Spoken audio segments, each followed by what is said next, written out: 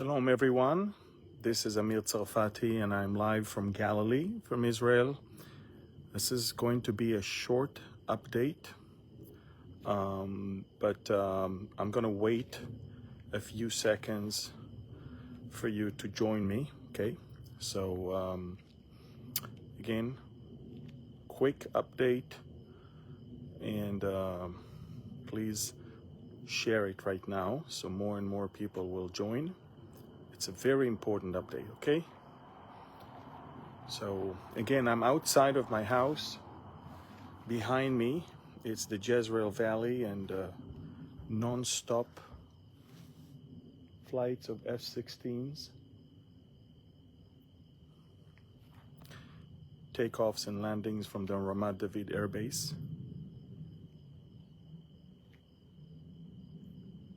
And I'll wait for you to connect and let me know where you guys are from in the comments. And again, this Facebook Live will be uploaded shortly on YouTube and Telegram, YouTube, Telegram, Instagram, and of course on Twitter.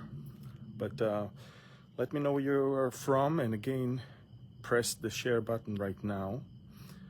And I'm going to give you a very, very important update. Okay, so I'm going to wait until then.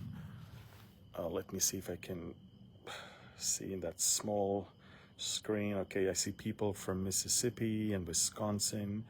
I saw someone from Kuwait in the Middle East, people from Romania, Virginia, also Kansas is in the house. Wonderful. Okay, so folks, very important update. So we're entering we're at the end of the 8th day since this whole thing happened. And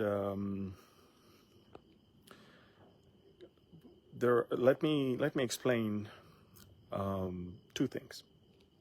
One, I had a lot of conversations with both Israeli and US military to make it very clear to all of you. No one in Egypt, no one in Europe, no one in the US, and no one in Israel saw this coming. Get this nonsense, this junk, this fake news that somebody warned us and we decided not to listen to it. These are fake news. No one saw it coming. You have to understand that.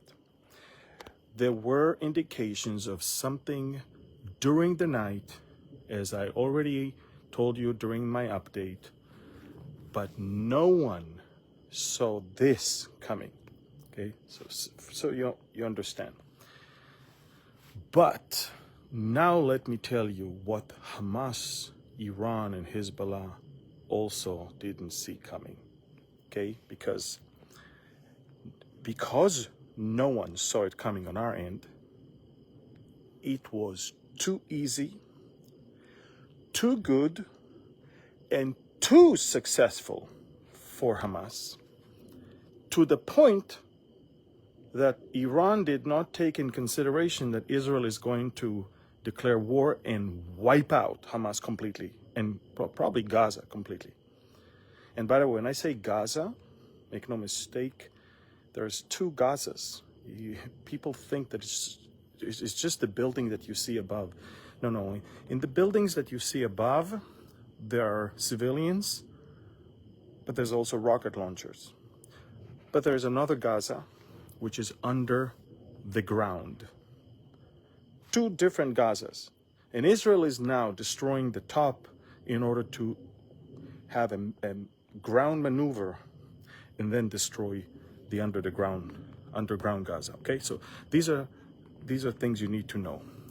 But now, let me continue. Hamas was surprised at how easy it was. And again, and that tells you how much we didn't know about it. Hamas was surprised. Iran was surprised, and Hezbollah was surprised. And now, let me tell you what they were also surprised with.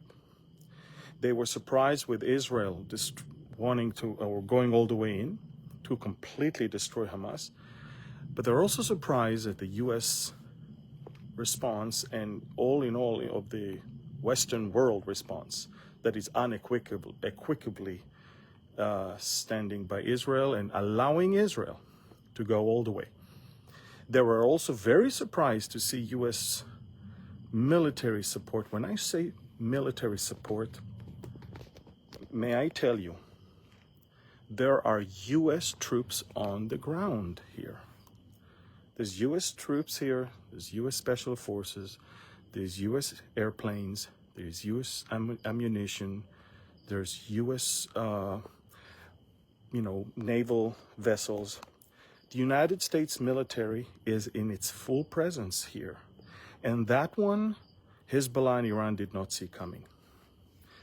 What happened is that Iran was banking on Hamas. You see, Iran, another thing people don't understand, Iran doesn't fight.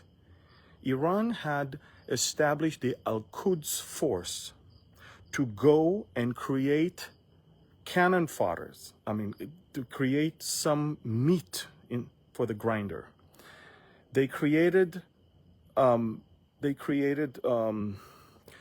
proxies that are made of people from Yemen and Pakistan and Afghanistan and Iraqis and you should name it. These are not Iranians.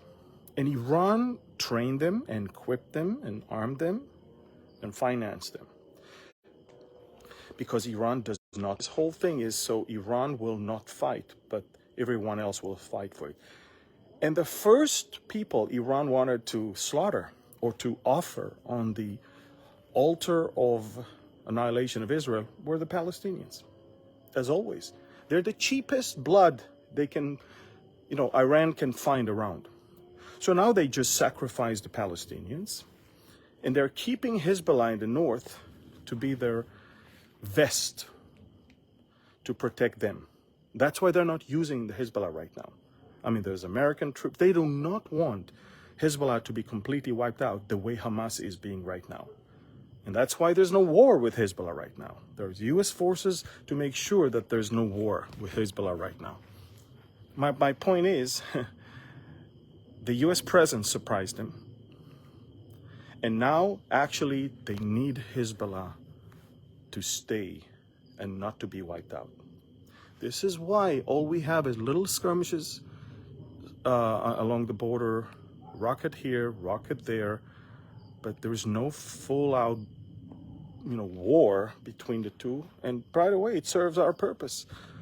First Gaza, then Lebanon. After that, we take care of the rest. But you understand that in the short run, they had a great victory, but in the long run, Iran is losing assets because he never thought that Israel is going to go all in and annihilate Hamas and destroy Gaza. That's what they didn't take in consideration. So now, if from some reason Hezbollah will declare war as well, it is no longer a regional war between two powers, Israel and Hezbollah. It is going to be a mini world war with America and Iran and Russia and all of that. Now, why am I saying that? Because, a lot of people, especially in the prophecy community, they're asking themselves, rightfully so, is that the Ezekiel war? And I'm saying no. It's not for one reason. America is on our side, not just in declaration, but on the ground. This is not what Ezekiel was telling us about. So, what's going to happen? I know one thing. I know that as long as American troops are here, Hezbollah is not going to fight. And as long as Hezbollah is not going to fight, we're dealing with Hamas right now. And the way we deal with Hamas right now will show everyone around that may have this idea that Hamas, the same one that Hamas had, maybe they will think twice before they do it.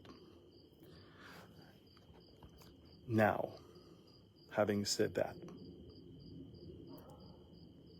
once our enemies will see that America is not there for us, instantly they'll come against us. And that is why I keep telling people, in order for the Ezekiel war to take place, there is Damascus that has to be wiped out, and there's America that has from world power. How? I don't know. Inside, from outside. You know, there's so many options, because right now the American policy literally allowing all options to be potential. But it has to happen. And if you think that they're going to start a major war with us when the US is here, you have the answer right now. Finish here. I'm going to finish here. This is a short update, very important one. Please send it to anyone possible, and be careful. Do not share fake news as if anyone knew about this in advance and, God forbid, even wanted it. The only ones who knew about it are the terrorists, and they wanted it. When you insinuate that the other side knew about it and wanted it, you're actually helping the narrative of the Nazi Palestinians, the Nazi Hamas. I don't know if you can hear, there's a lot of aircrafts flying above me. You know, shortly we're going to hear more takeoffs and landings all night long.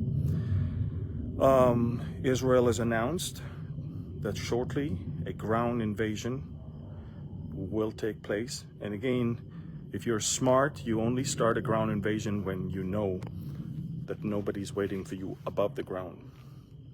So that is why we told the Palestinians to move and leave.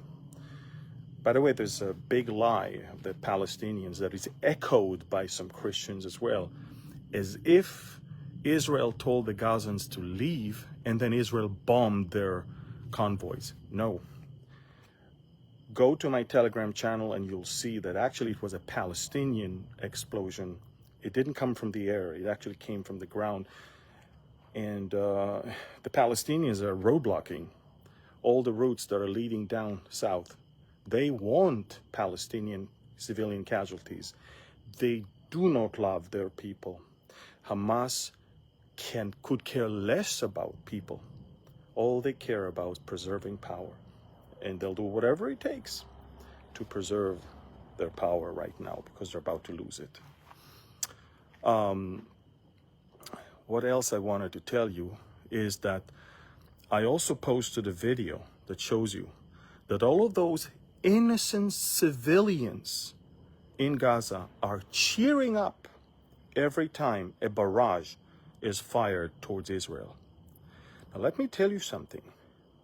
Mobilizing population from one place to another during a war in order to protect them is not a war crime. But launching rockets from populated civilian area towards populated civilian area is a war crime. And this is exactly why Hamas is committing 2 war crimes. And while Israel is asking the civilians to move to the south so they will not get hurt. It's another thing you have to remember when you hear the fake news. More and more images are emerging of burned bodies and burned children. I even posted on Telegram a baby a little child that was handcuffed and then burned alive. And we found the burned body with the handcuffed. It's even calling them Nazis is a compliment, I think. What they did is above and beyond what we can even imagine. And what they're getting now is not even close to what they deserve. So, again, I want you to stay in touch, follow the news on Telegram with me. And again, stay away from fake news. fake news about Israel knowing about it in advance, fake news about Egypt warning us about it, fake news about Israel is committing war crimes and gassing the Palestinians. These are fake news from the house of the Palestinian Nazi propaganda. Stay away from it. Do not echo it. Anyone who's sending you that, block them. Don't even engage in any conversation, because they will flood you with more and more and more theories that they are now creating. I even posted on Telegram how they're using plastic dolls, look like babies, and they spread something red like blood, and they're using plastic dolls as if babies are hurt from Israeli explosions. And in one of the videos, it was so clear that there's plastic dolls that they took it down, but it was too late. We already captured it, and it's on my Telegram channel. So whatever I post on Telegram is something that I cannot post elsewhere, because if I will post it elsewhere, I will be flagged. So go to my Telegram channel. The last thing I will tell you about Telegram is there are many fake Telegram channels using my name.